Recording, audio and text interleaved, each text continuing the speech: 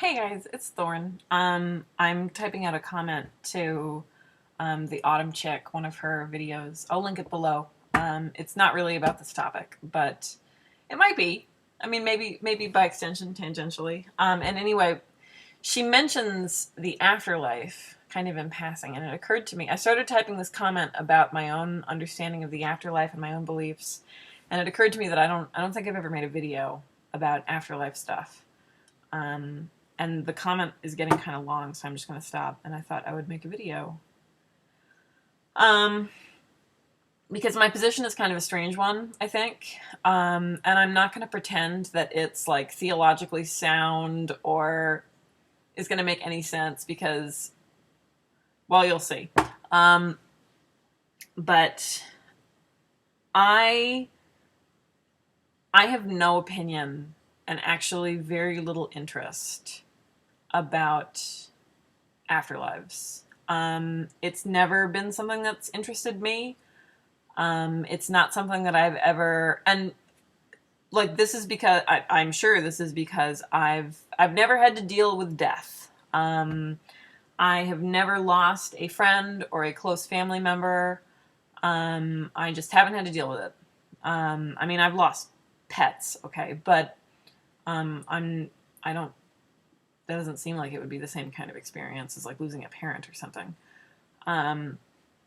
So I think there are reasons why I don't have opinions about the afterlife. I also don't have any kind of feelings about my own mortality necessarily, at least not at this point. I'm in my 30s. I'm healthy. I've never had any kind of health scare. I don't think about dying. I don't think about death. And generally speaking, it doesn't even interest me. So I have hardly any kind of opinion as far as afterlives go. What I tend to think, in the rare instances when I do think about it, is not in terms of what an afterlife would look like. Just because I'm Wiccan, right? Like we've established this in the few years I've been on YouTube.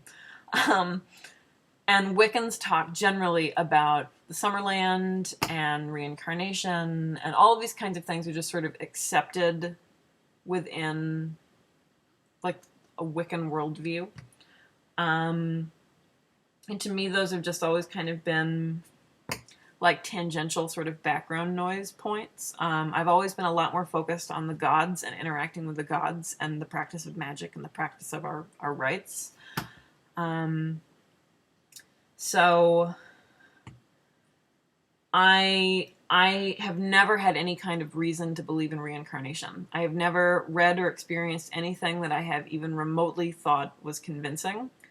That's not to say that I'm just discounting it, but I think about something like reincarnation in the same way that I think about, I don't know, like geometry, which is never.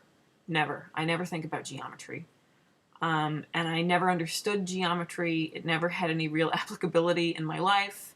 So it was just not a thing. Reincarnation is something that a lot of people are really invested in, and I respect that. That's fine. I have never heard anybody talk about their past lives in a way that I thought was even remotely convincing. And when people talk about like old souls and young souls and nope. No, I've never experienced anything that persuaded me. Right, Oliver? Yeah. Oliver used to be Alexander the Great. Oh, yeah. So you conquered a big chunk of the Western world. Now you're a kitty. Ooh. Anyway, sorry, that was silly. Yeah, I think the Summerland is kind of this, it's a romantic idea. I mean, rooted in other religious traditions, about like resting and being rejuvenated before being reborn. But again, like if you're not really convinced that you're going to be reborn, then what difference does it make? So the Summerland just becomes this other sort of like heaven proxy. Yeah, and the way I see it, I mean, if you're dead, you're dead, and you wouldn't know you were dead. So what difference would it make where you were or whether or not? I mean, I don't know. Like I just it really doesn't occupy much of my time.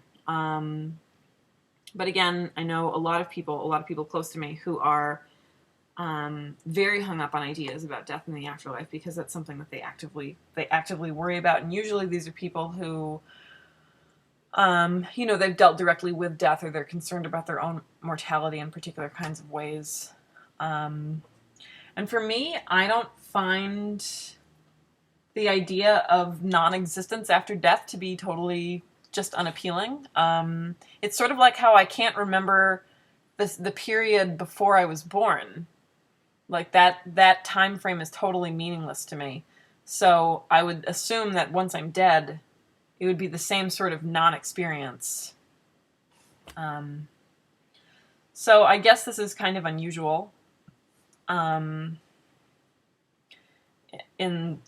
it's. I wouldn't say that I disbelieve.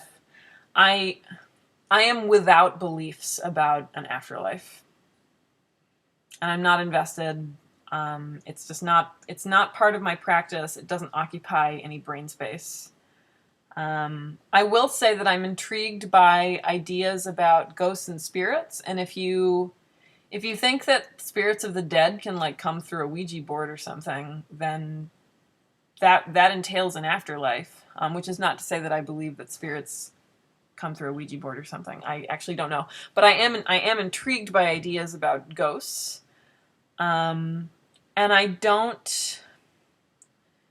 I mean, Wiccans have concepts of like the mighty ones or the mighty dead. A lot of witch traditions have this kind of concept, and often people think about ancestors. And I think that you can have an ancestral tradition of some variety without necessarily believing in an afterlife. I mean, that would obviously depend on whether or not you thought your dead ancestors could impact your life in real ways. I don't have any kind of relationship with any of my dead blood ancestors um, because I didn't have any experience with them in life, so whatever.